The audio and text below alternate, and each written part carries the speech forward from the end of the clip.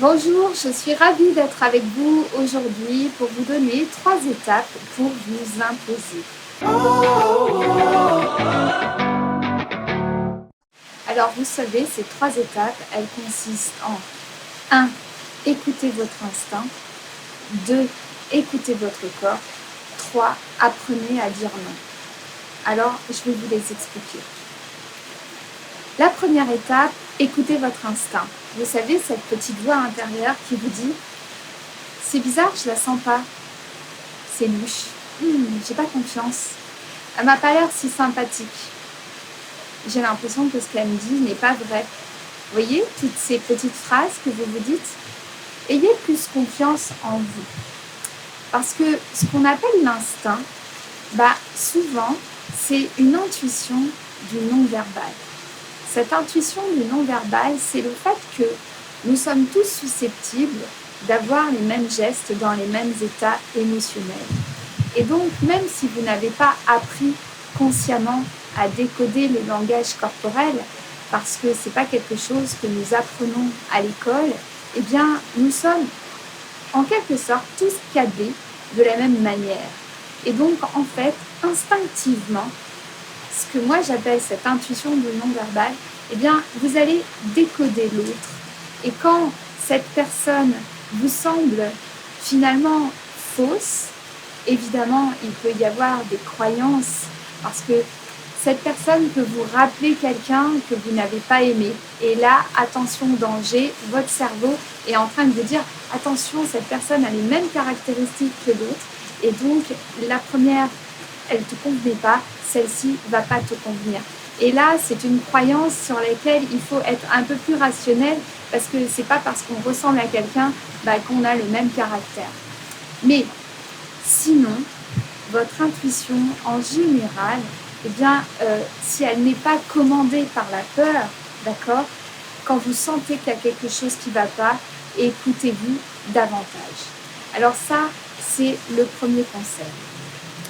La deuxième étape, c'est écouter votre corps.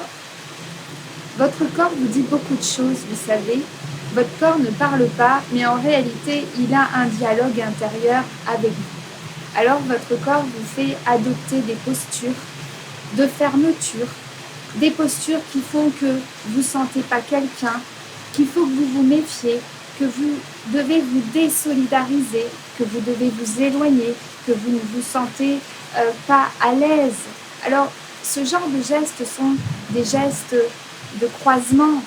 Attention, je n'ai pas dit que tous les croisements étaient des gestes de fermeture. Je vous invite à regarder mes vidéos sur ma chaîne parce que vous verrez qu'il y a beaucoup de vidéos qui vous parlent de gestes spécifiques comme les croisements de jambes, les croisements de bras, les signes de malaise, etc. Et vous allez voir que tous les croisements ne sont pas des signes de fermeture. Ceci étant dit, vous pouvez vous rendre compte qu'effectivement, vous avez des croisements qui vont être des croisements de protection. Alors que consciemment, vous vous dites « il faut que je le fasse ». Mais votre corps est en train de vous dire « non, ne le fais pas ». Ou vous vous dites « oui, c'est chouette comme idée, c'est sympa ». Et en fait, vous êtes en train de vous gratter le dos parce que le dos est en train de vous dire « t'as pas envie d'y aller en vrai ». Vous voyez, ce sont des signes qui sont en train de vous prévenir. Si vous ne les écoutez pas, qu'est-ce qui se passe?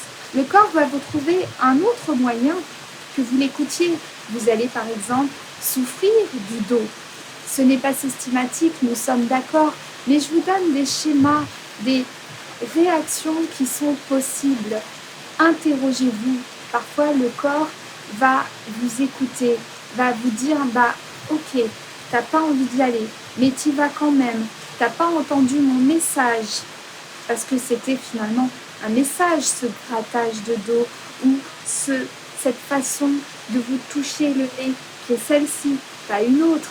Cette façon de vous toucher le nez qui était de « je ne le sens pas, tu ne m'as pas écouté, je vais te créer autre chose ». Et vous allez avoir comme une frustration qui va se cristalliser quelque part dans votre corps. Donc, écoutez votre corps, soyez attentif à votre intuition et au message de votre corps. L'étape suivante, qui n'est pas des moindres, est d'apprendre à dire non. Alors ça, parfois, c'est un petit peu plus compliqué. On ne peut pas plaire à tout le monde. C'est un premier constat. C'est une bonne nouvelle. On s'en fiche. Tant pis, tout le monde ne nous aime pas et vous n'aimez pas tout le monde. Et si vous êtes carré, vous ne pouvez pas vous faire rond. Ce que je veux dire par là, c'est que on a tous les relations, on a tous le potentiel d'avoir de bonnes relations. Mais on n'est pas obligé de prendre des relations par dépit, de prendre un travail par dépit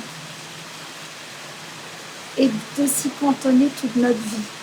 Vous voyez ce que je veux dire? Alors, apprendre à dire non, c'est apprendre à dire non à certaines situations. Oser faire autrement. Oser le changement. Oser vous écouter. Apprendre à dire non, c'est parfois aussi dire non concrètement à quelqu'un, à un ami, une amie, un collègue qui vous demande de faire toujours plus. Parce que le problème, quand on ne sait pas s'imposer avec justesse, eh bien, c'est que les autres ont l'impression qu'elles peuvent abuser.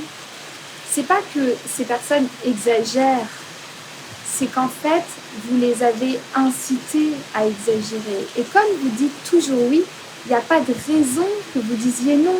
Alors, finalement, vous avez créé vous-même ce besoin et vous l'avez entretenu.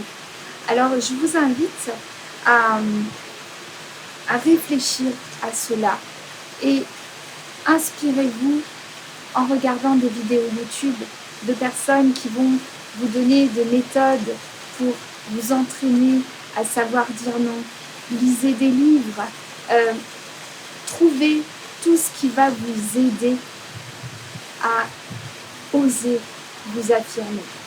Voilà, donc c'était les 3 étapes que j'avais envie de vous donner aujourd'hui pour vous imposer, pour oser vous imposer. J'espère que ça vous a plu. Je vous réserve une vidéo par semaine sur ma chaîne YouTube. Si vous ne vous êtes pas abonné, abonnez-vous. J'aurai très plaisir à vous accueillir. Merci beaucoup et à bientôt.